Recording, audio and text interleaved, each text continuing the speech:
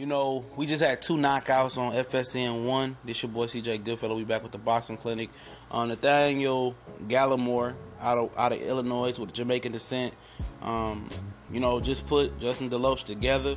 Deloach retired after the 5th round, and this was kind of a barometer to see if he was ready for contender status, and he's still a prospect, pretty much.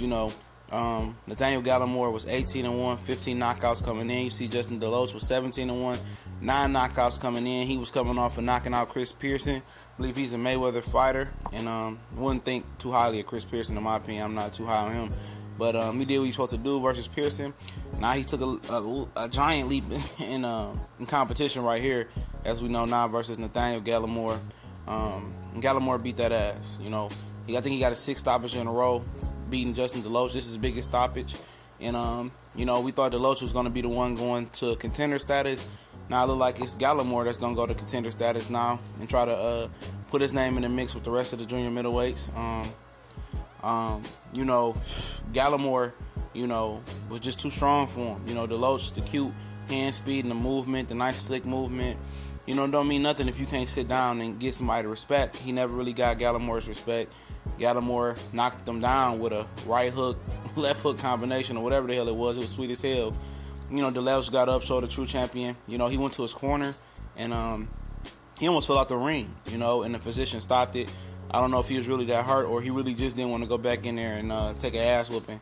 But maybe he was just that hurt because, that right hand, left hook combination, really did some damage on him. And he took a lot of punishment. And these two guys, Nathaniel Gallimore and Justin Deloach, had words on social media. Deloach was kind of looking ahead of him, I would believe, trying to get the Erickson Lubin fight. Telling Lubin, I'm ready for you, he said.